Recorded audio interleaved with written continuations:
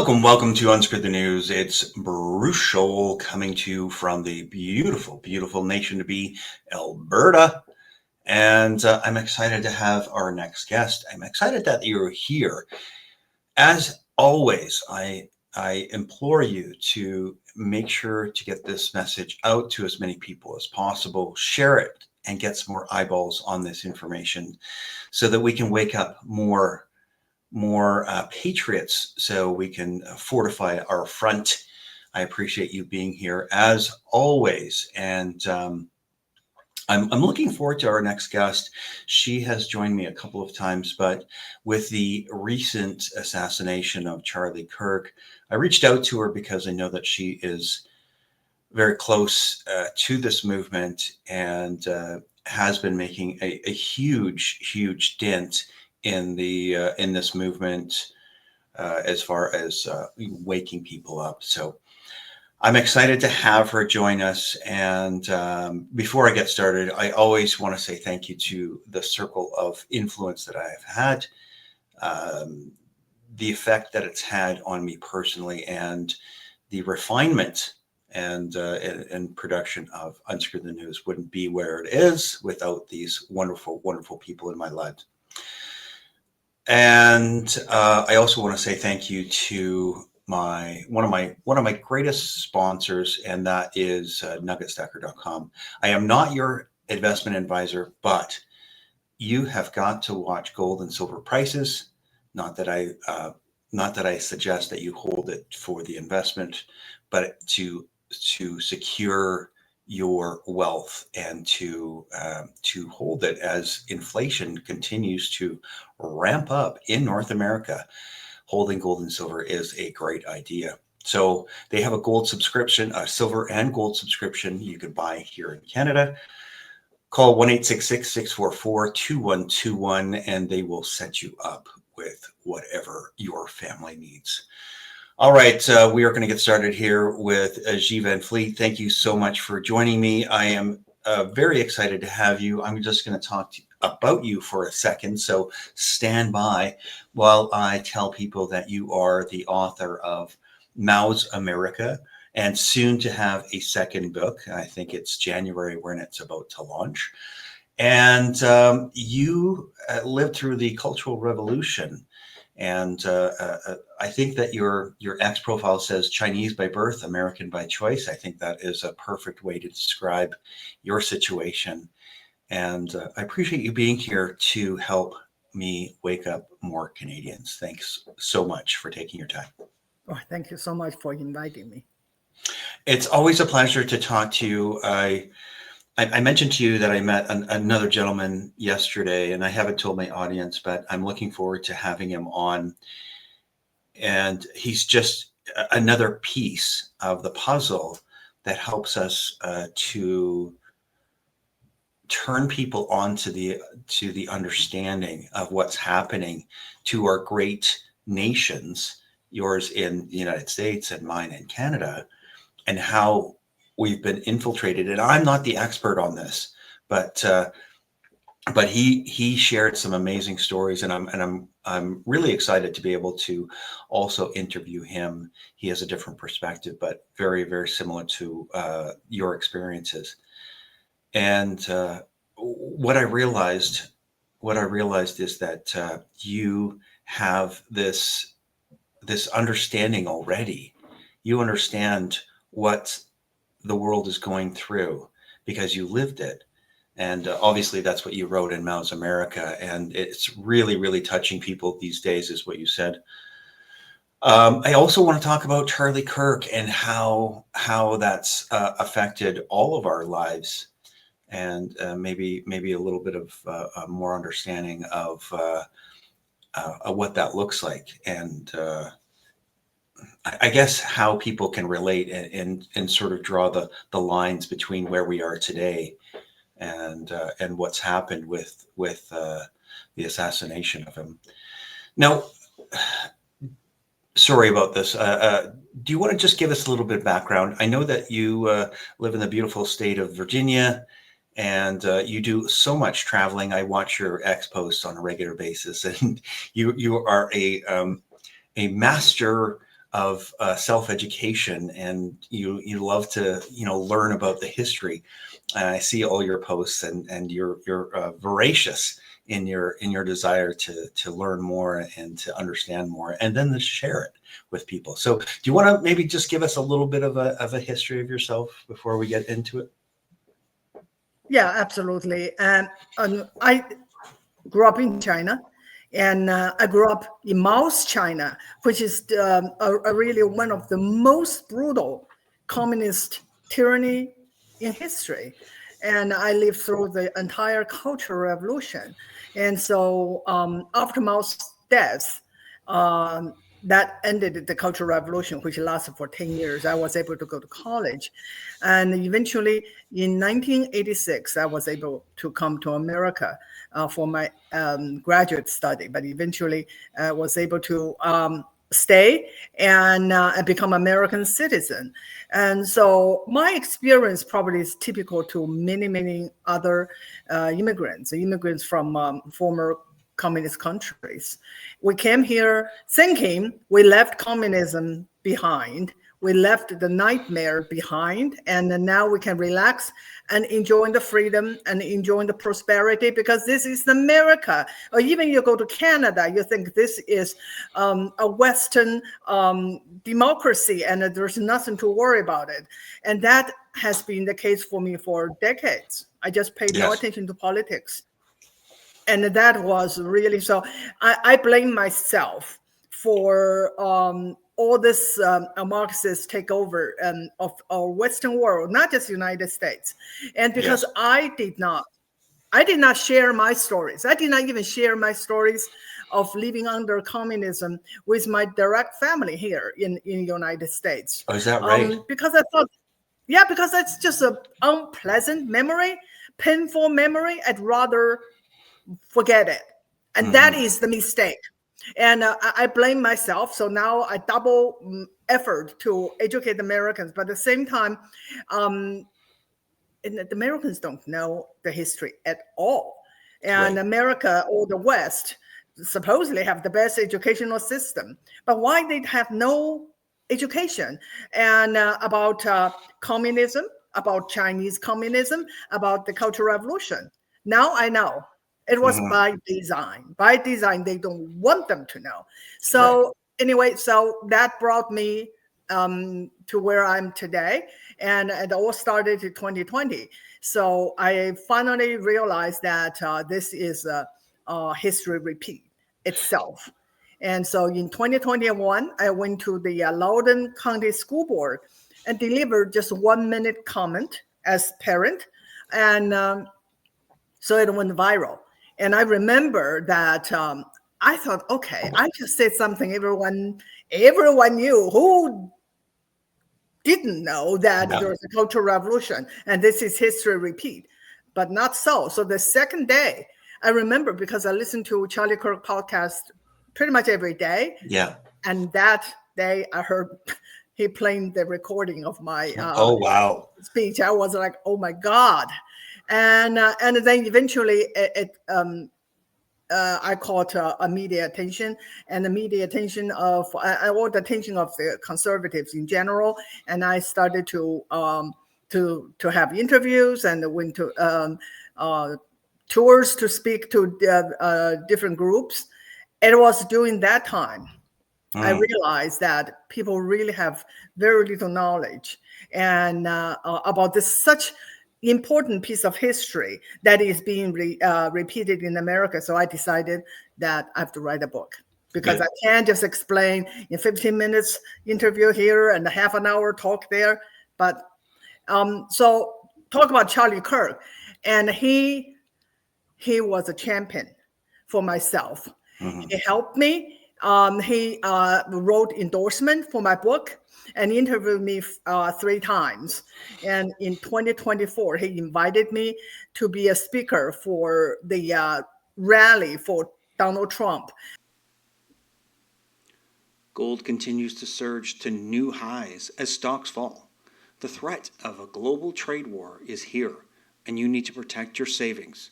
Stop trying to time the market and start buying today. Nuggetstacker.com. in Atlanta. Oh, So wow. I was really hoping, and I was so certain that would happen. I told them that I would love to join him one day on his campus tour. They said, absolutely, but that was not to be. And for free speech, he was silenced, and silenced with a bullet in front of thousands of students. And that's where we're today. And that's what really have to make the case. Communism is here. It has been here for a long time, but now they use violence to suppress their oppositions.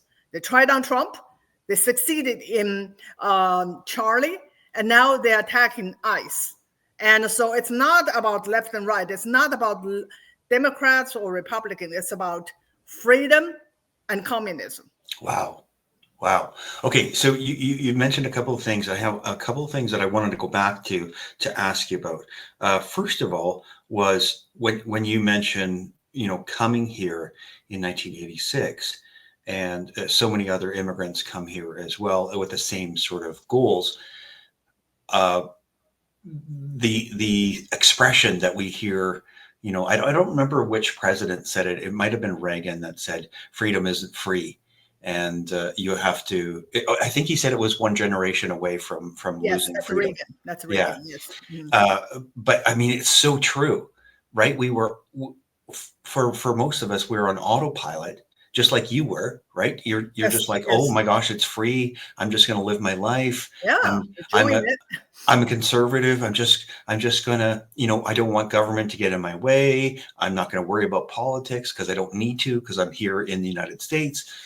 And then wham bam, you didn't realize that that you had this wake up call. So with your speech in Loudoun, were you the same as the rest of us? You just head down, not paying attention to whatever's going on, but then you realized that you had to do something for your children. Is that where the speech at Loudoun came out, or was it something else that drove you?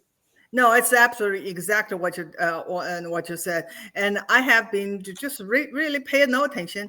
I started to notice things here and there, and actually thinking back, I started to notice things in early 90s. I came here Yeah. at 86.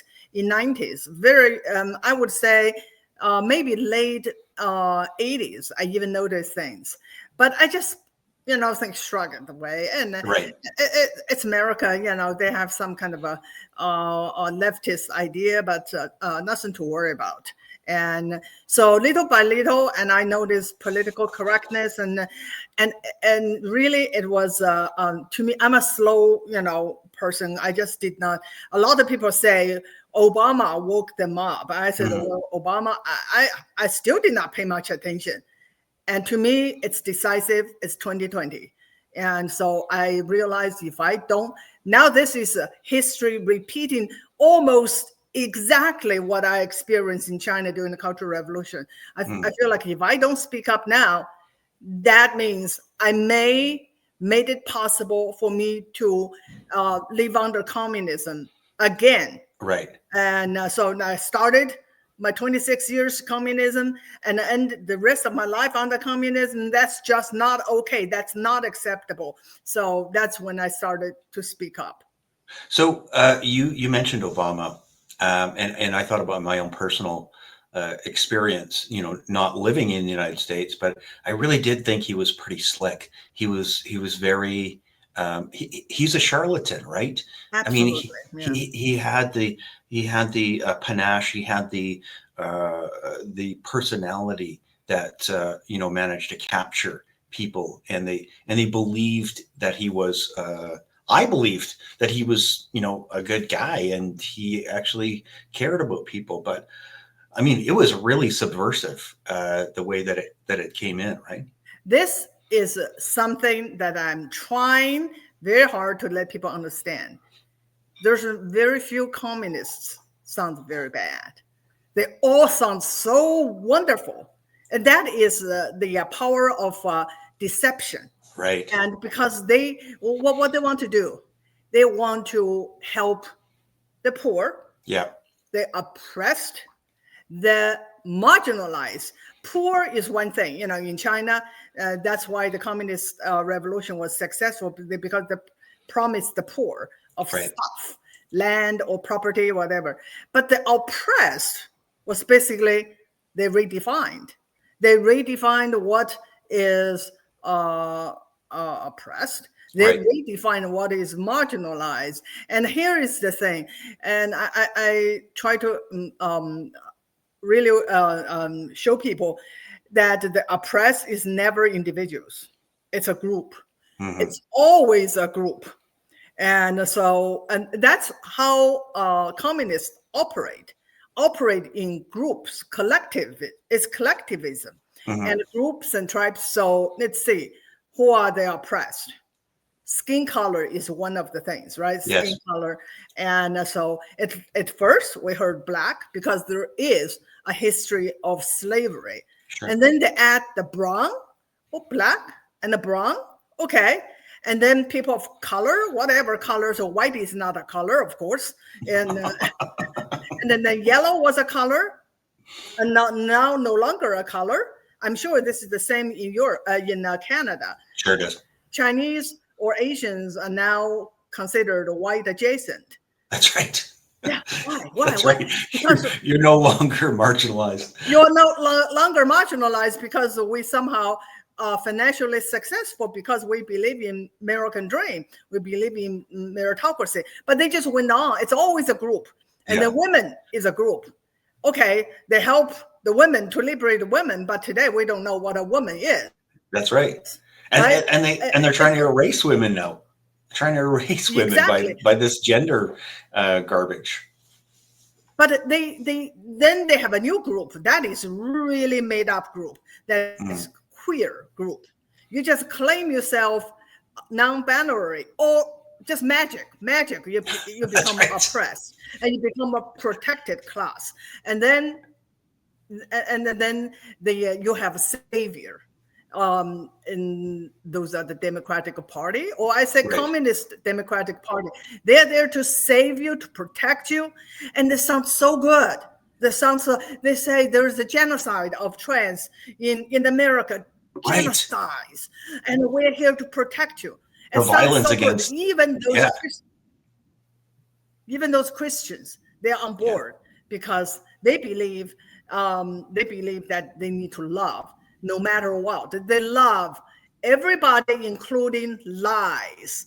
And so that's why communism is never come out to say, we want to kill certain group of people because we don't like you. No. They always say, we want to kill certain group because we want to protect the majority, or whatever. Right. It's always in the name of justice. It's always in the name of protecting the weak, the oppressed, the oppressed, the victims, right? I mean, they created a class of victims. Exactly. Yeah, so that the victim mentality is, you are justified in murdering somebody that attacks the victim mentality or the victim community. Does that sound right? Because you are protecting, and you kill some bigot, racist, fascist, or whatever, because it's justified, because you're doing so to protect again the oppressed. That is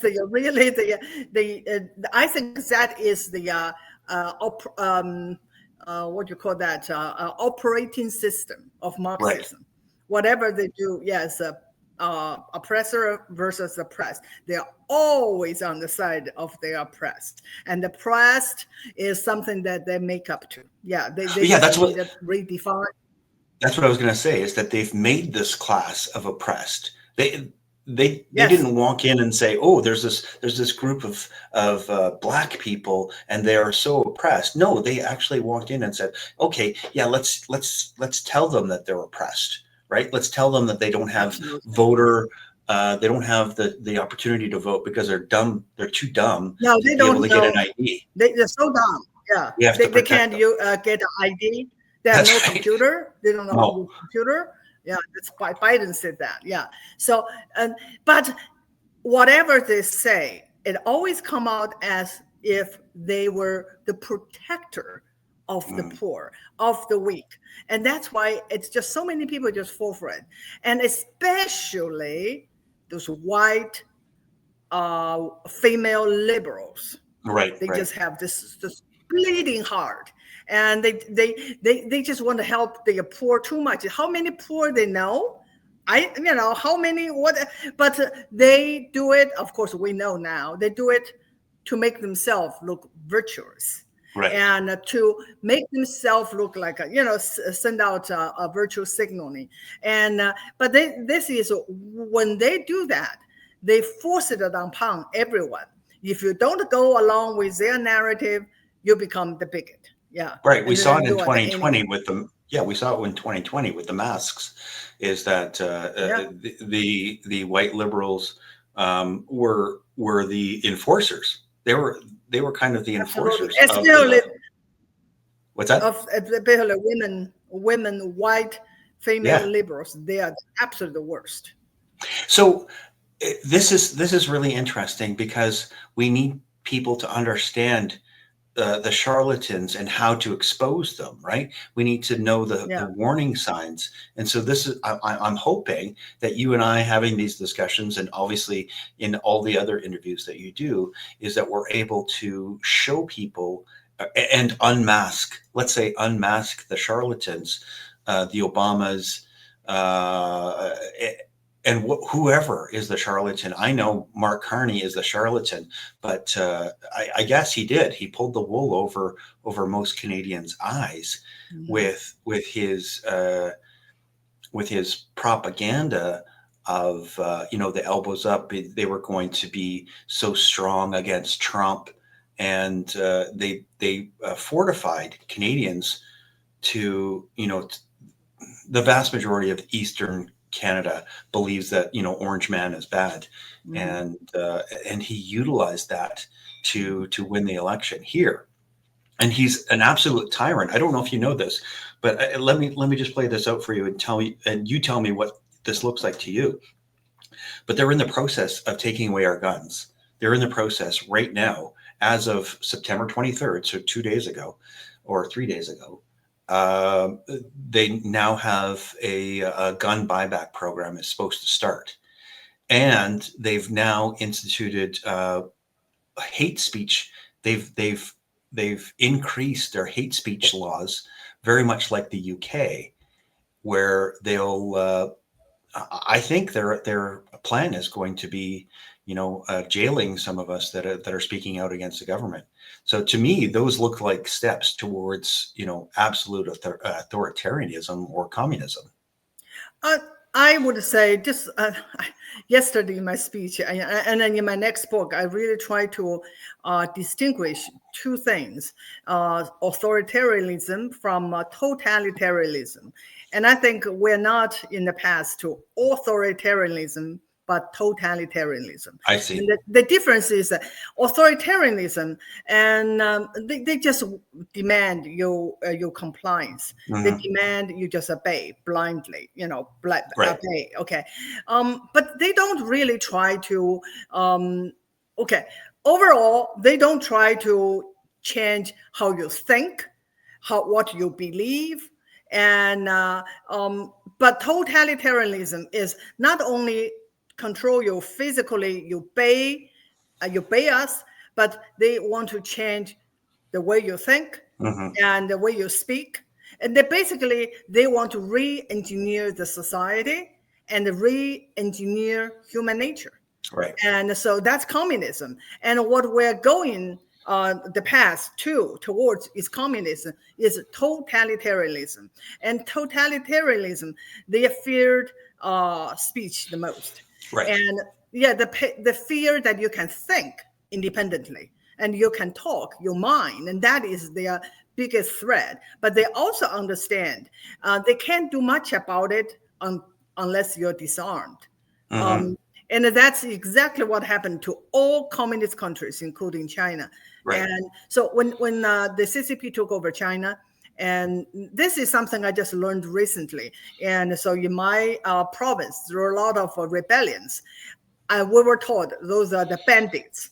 And Yes. I believed because I never really spent time studying it. Right. Yeah, only recently I realized those are rebellions of peasants against the excessive taxing from the CCP government, but they were armed. Right. They were able to actually have an armed insurrection, of course, Yes. brutally put Lost. down. Yeah. But after that, everybody was disarmed. Everybody. Yes. Right. But you can see that they have to do that. And that's only happening in China, but not just in China, but every communist country. So what they're doing is pave way to totalitarianism. And before they can shut down your speech, they have to disarm you. And then the next thing is hate. They will do all those things. But look at UK. I just heard that the police arrested someone who looked too Jewish among the Muslim. Right. Did not say anything, just the clothes and his hair or whatever. So he was arrested, or at least got a Threatened. warning. Yeah. He had a yarmulke on, and I know the one. He was on the street, and there was a Palestinian protest or whatever the case was, and yeah, that was insane. What I'm saying is because UK is disarmed. Yes. Already disarmed, and Canada is on the way. So the only one standing is United States. We will never let them disarm us. Once you do that, the next thing they can call you anything and arrest you. Anything they don't like. You don't even have to open your mouth. If you look certain way, which was what happened in Cultural Revolution. The Red Guards demand your hairstyle has to be a certain way. Correct. If you did not wear the correct hairstyle, you'll get beaten up and your hair will be chopped off. Wow. And so because then what you do, you have nothing. You have nothing to defend yourself. But it's also a demoralization, right? So it's a psychological attack that they know they can demoralize you, but it also weakens you in the process. And then what you do, you just obey because there's no way else. I mean, there's nothing else you can do. So speaking of which, it just reminds me of when we first started the conversation about coming over from China, and there is this saying, and I don't know if I'll say it right, but the nail that sticks up always gets the hammer. Oh yes, yeah. We have a different saying. But it's the bird. Like that. Yeah. The bird stick out its head out first, get shot. Right. Yeah. So that is the so-called wisdom that we have been taught and drilled into our mind by our parents. Just don't open your mouth because that's where you get invited disaster to yourself. You think once and twice and three times, or better, just shut up. Right. And that's what I say. I say to the conservatives, and we are all to be blamed for Charlie Kirk's assassination, because we are, half of the country voted for Trump. That means more than half of the country are conservative, but we're just too damn quiet. We're just so quiet that we vote certain way, but we don't talk. Why we vote that way, and that is a problem. And so I yesterday in this speech that I made in the University of Virginia, I said, we have to all speak up. If we all speak up, and Charlie Kirk was so moderate. He was talking about common sense, nothing radical, but he was deemed as a radical extremist because not enough people speaking. So if we all talk like Charlie Kirk, because we all agree with Charlie Kirk, they can't kill all of us. That's and right. So I make it very clear. I am going to raise my voice even louder because this is absolutely true. We are now all Charlie Kirk. Speak up at home. People don't even speak up at home in front of their kids because they're afraid that they'll cause tension. Speak up at home, at work, in public spaces. We have to do that. Otherwise, we are giving up our freedom voluntarily. Gold continues to surge to new highs as stocks fall. The threat of a global trade war is here, and you need to protect your savings.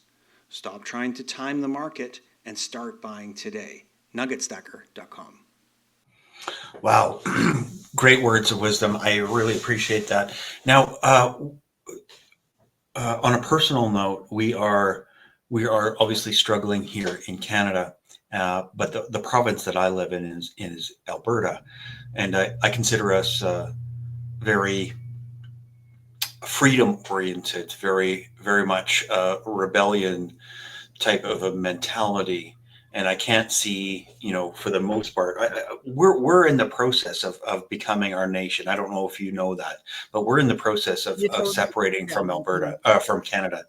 Mhm. And I'm just going to throw this out there. Xi, if we become our own nation, would you recognize us as the nation of Alberta? I'm kind of just joking, but I know.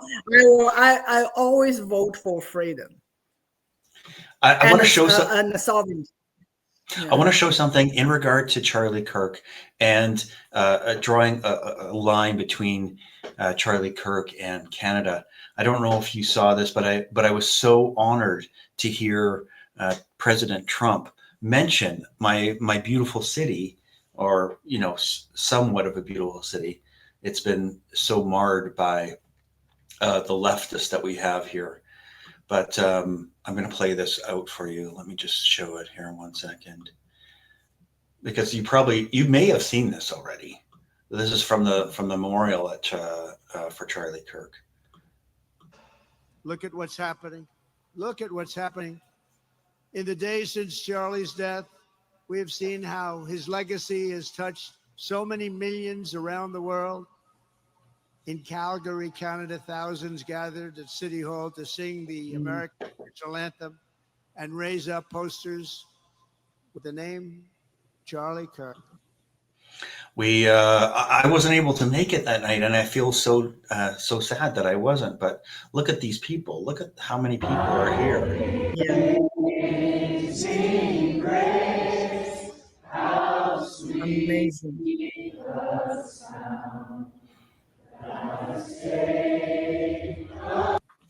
Anyway, that's my city. Oh, wow, that's amazing. And also cross Some amazing people. The globe. Yeah, Yeah. in South Korea, I think there's one in Japan, and it's just amazing because what he stood for was freedom that we all want, and it's slipping through our fingers, like President Reagan said. And Yeah. so, and this is a global fight between communism and freedom. And our enemy are the globalists. And I always say, I try to explain, sometimes it's just big word, somehow don't make enough sense to people. The globalists are our enemy, and the globalists use communism as its tactic because it has been proven to be very effective. If you want a revolution, if you want to sound like it is something good for the people, justice or whatever, you use communism. So I'll call the globalism as globalism with communist characteristics. So, and another thing people have to understand, there's no communism, really. I mean, in China, you think it's communism, and you think it's for to liberate people, the poor people, to give them equality, equity, all the stuff. No, it's never about that. It's all about power. So they use it as a tactic. Every communist country, and it ended up just about power and control of the majority. And all the things that the leftists pushing, they're communists, but like a DEI, like all this, they don't care of those people. They don't care of the black people or the brown people or the whatever marginalized people. Yeah.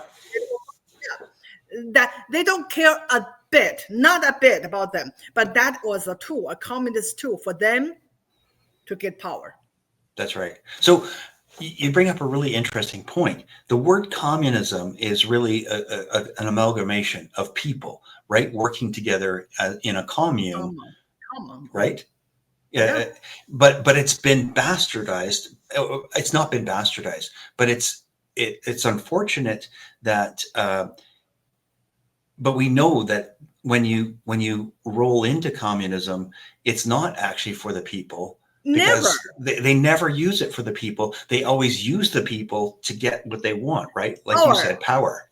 It's all about power. That's so you think communist, but because we don't have control of our educational system, and I'm talking about this all over the West. Yeah. And so the young people were taught Nazism bad, fascism bad, communism good.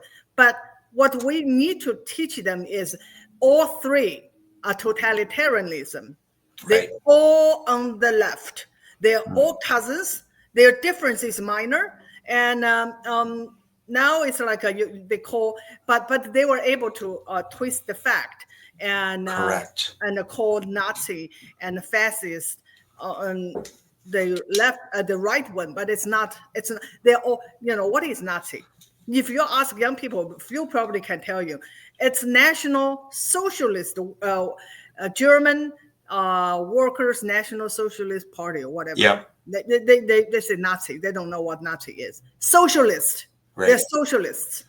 Well, isn't socialism? So you know these terms, and you are able to define them so much better than I am. But socialism is I've heard someone describe it as communism light. Is that okay? Yeah, it is very, because there are too many isms out there. It's very confusing, and so what I was taught. I mean, that's really Marxist teaching. There's no communist country in the world. Why? Because China called it socialist country. North Korea called it socialist country. Cuba and the former Soviet Union, they all call their socialist country, because there's no communism until every country in the world become a socialist country. That's when you enter the last stage of the progressiveness. You progress finally to communism. That's when every country becomes socialist. That means government control of everything. And once that's done, then we enter into the utopia. Then we're all happy ever after. Yeah, all happy, not owning anything, right? Yeah, exactly. Yeah, exactly. So because we don't have to own anything, because everything will be there for your need. It's just provided. to your need. You don't even have to work. It's just somehow it's just magically there, and so everyone can take at whatever you need. Okay, so do you remember those early years in China, not working and getting everything given to you for free? Do you remember those years? Starved. Yeah, about 50 million people were in the commune. That means share everything. Everyone's happy. Died of starvation. Yeah. Only 50 million, right? Only 50 million. No, yeah, just a drop in the bucket. Not a big deal. So, one of the things that people, I think, have a hard time understanding, and I'm hoping more of these discussions with you help people to understand.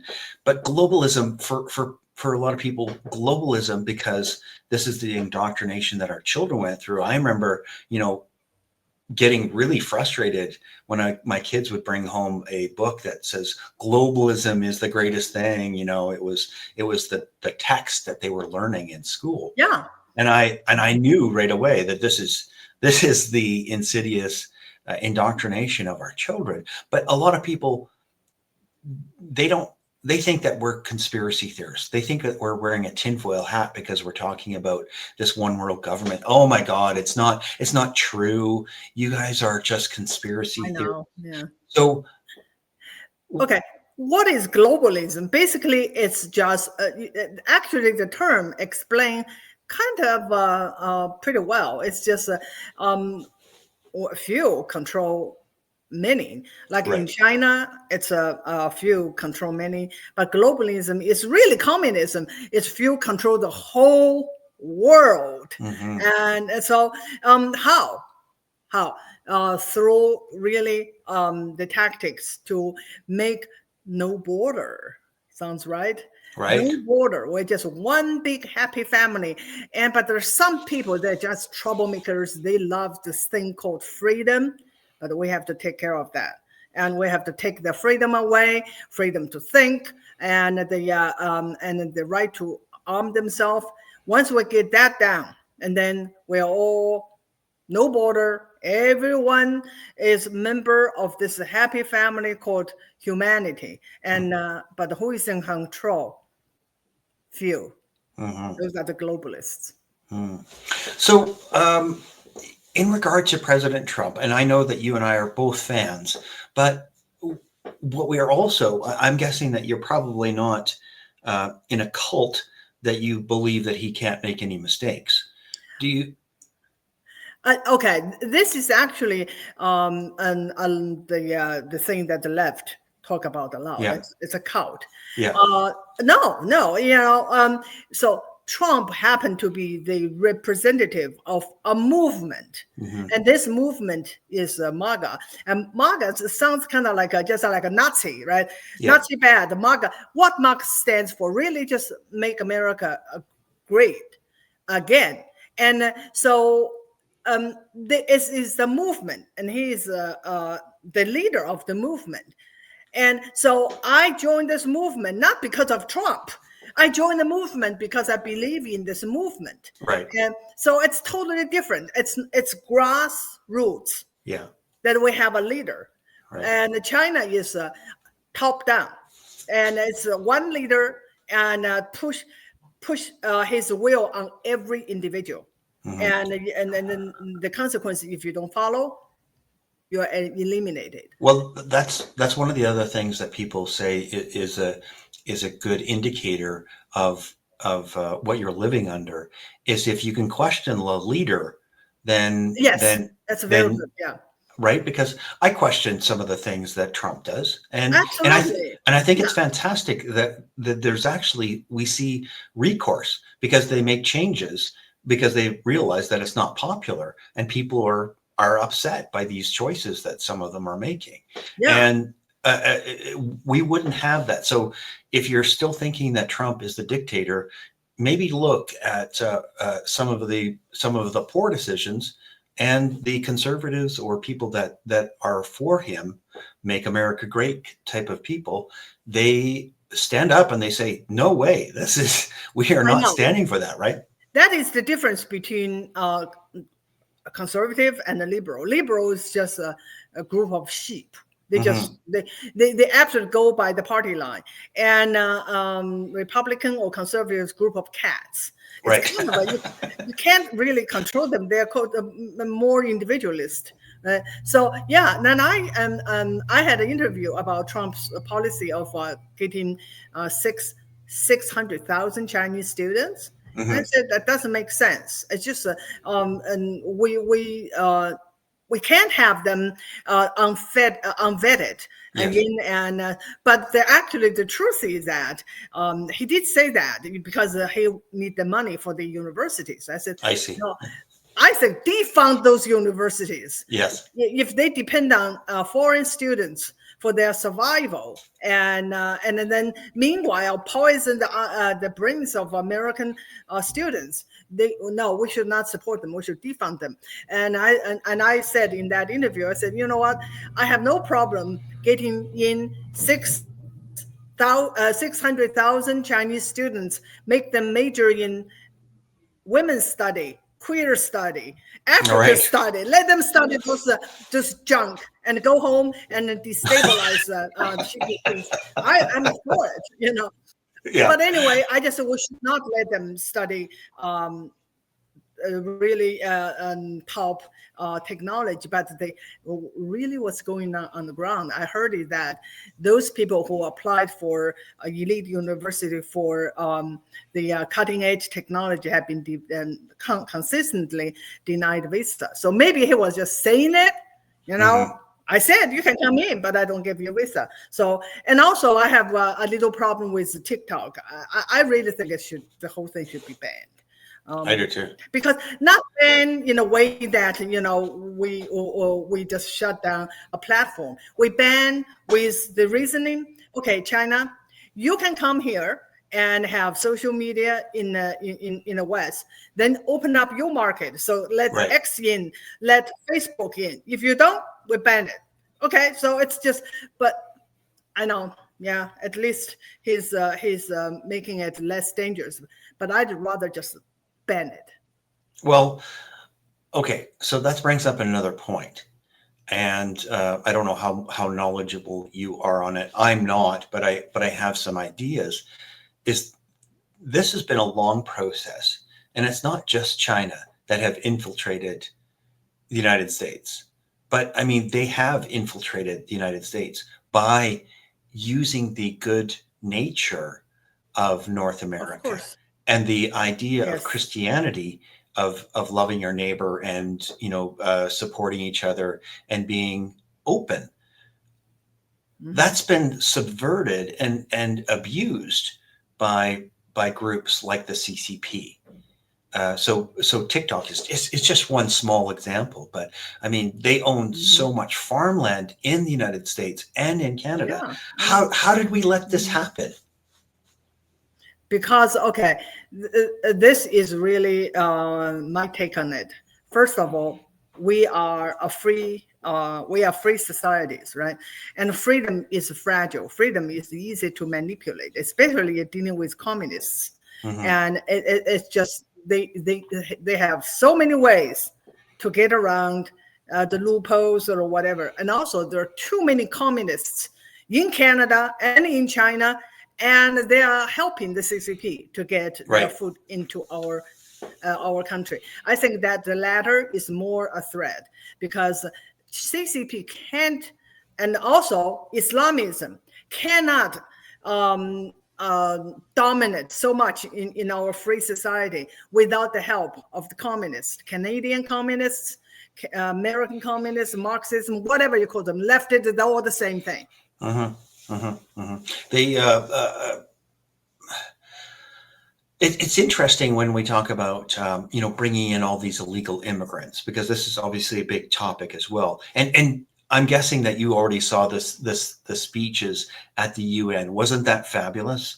How he laid the smackdown to the globalist nations. I thought it was fantastic. He's really put them on notice.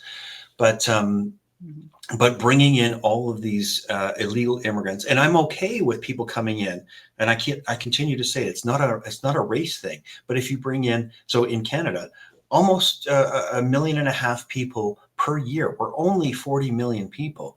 When you bring in that I many, know. that's a huge percentage, and you can't actually you can't integrate, and they're not coming to create jobs. They're bringing in the least experienced, the lowest education people, and they're supporting them. I don't know if you know this, Xi, but some of the people that they're bringing in, they're paying them more than our seniors are getting from from senior care. They get more money than our seniors are getting, and it's just deplorable. This is almost a topic of its own for one podcast talk. Yeah.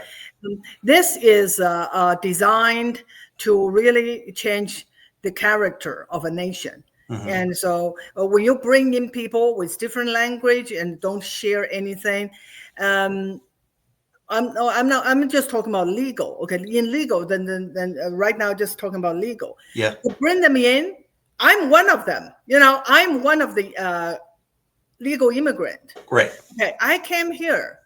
I went through a process called assimilation. Mm-hmm. Because I came here, I love this country, I want to be American.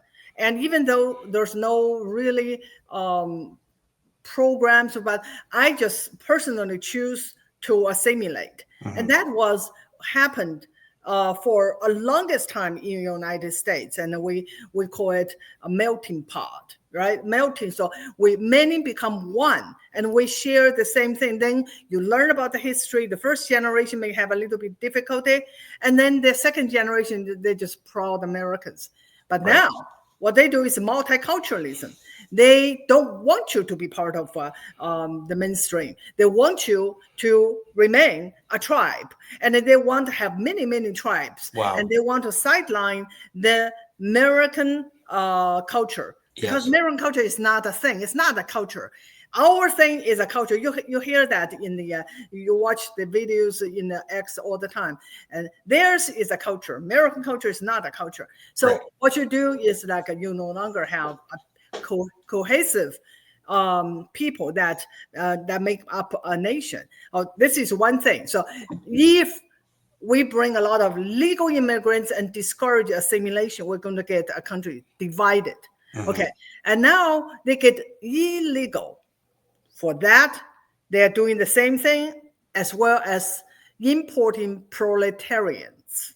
Okay, proletarians, because part of the actually the classic Marxist revolution is proletarian against the capitalists, right? Right. That was the slogan: the workers united, the proletarians united. But in the Western country, we have a huge capitalism created wealth and created a solid middle class. There's just not many proletarian. Yeah. By importing all this illegals, now they have a proletarian class. Wow. And now they can have not just a cultural war. On the top of it, they can have a class war, and all those people will be their voters. That's how serious it is.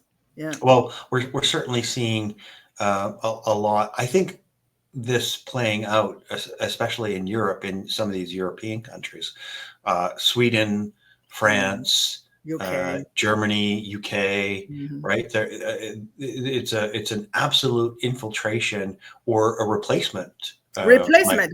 Great replacement is not a theory; it's fact, and has been used for a long time to destabilize the West. That's just never say that's a theory; it's fact. Do you know the Cloward-Piven strategy? Are you familiar with that? No. It's really interesting. I'm going to pull it up here. Hang on one second. I'm going to pull this up here, and we're going to talk about this briefly, and then we're going to probably end off here shortly. But Cloward-Piven strategy is a political strategy outlined in 1966 by American sociologist and political activist Richard Cloward and Francis Fox Piven. And I have something historical to tell you and how it relates to Canada here in a second. But the strategy aims to utilize militant anti-poverty groups to facilitate political crisis by overloading welfare system via an increase in welfare claims, forcing the creation of a system of guaranteed minimum income and redistributing income through the federal government. And this is what I feel is certainly happening in Canada, and I'm sure it's the same sort of strategy in a lot of the United States. Yeah, or Western country in general. Yeah, they're overwhelming the system by bringing in so many immigrants, whether illegal or legal. And but what I wanted to tell you about is this Francis Fox Piven. She is the aunt to our new prime minister's wife, and so so there's a real tie to this to Mark Carney and his destruction of Canada, and so she has a history there, but very interesting strategy. I believe that's the strategy that they're using. Absolutely. Yeah, and I think and Charlie Kirk talked about it. It's not a theory; it is the fact that when you have all those people coming in, different language, they're discouraged to learn English, Right. And like you remember that there was a woman has been here for 20 illegal, had been here for 20 some years, and now they want to deport her. She could speak not a word of English. Wow. 20 years here. Because it did not have to. It's not Right. encouraged. And then we have people that can communicate with each other and have no historical roots, no value that we can common value. Yeah. We are no longer a nation. No. It is a very tenuous position that we're in at this point. And I appreciate you standing up and speaking louder and louder, but we do need to do that. It can't be just you, and it can't just be Charlie Kirk, and it can't be just Donald Trump. We all need to be speaking out. Yes. Is there anything else that you want to end off with before we finish off here today? I think we talk about an hour, so I just want to really, if you wanted me to add something in the end, is that we are dealing with communism and we are dealing with communists, and that is the fact and the reality that we have to wake up to the conservatives. Right. So maybe this is the wake-up call. Yes. Right. So before we go, great book, Mao's America. You have a second book coming out, and it's called Made in America, coming out in January. I look forward to having. Yeah, but read the long subtitle. Otherwise, it does not make too much sense. Oh, it doesn't. Okay, hang on 1 second. I'm gonna read it right now. Made in America: The Hidden History of How the U.S. Enabled Communist China and Created Our Greatest Threat. Perfect. It's the problem is here. It's not over there. We have too many communists in the West, and they want to bring down the West. Right. And it's an indoctrination, right? Because our children have been indoctrinated to believe that that's a good thing. Yeah. And capitalism is bad. And it's really what built our nation. We're all enjoying what the fruits of it. Yes. Yeah. And these people wouldn't come here if we weren't living in this beautiful capitalist, like the Elon Omars of the world wouldn't come here to try and destroy it if we were still living in a what she calls, or what some people call a poop hole of a country. They wouldn't want to come here and do what they do. So it's a really interesting time. Thank you so much for being here. I'm just going to say goodbye to our audience, if you don't mind sticking around for a minute. Okay. Okay. Thank you so much for being here. God bless you and your family and the great work that you're doing. Thank you so much for doing it. I appreciate that. Thank you. All right, audience. Thank you for being here. Make sure to get this out to your social media, get some more eyeballs on this information. As I always say, we have got to wake up Canada. We got to wake up the world. And with great people like Xi, it is an honor to be able to do this with you. Thank you so much for being here, and we'll talk to you very soon. This is Bruce, and I'm out of here. Thank you so much for watching Unscrew the News. I appreciate your participation in freedom in Canada. Share this information and help others to wake up. God bless.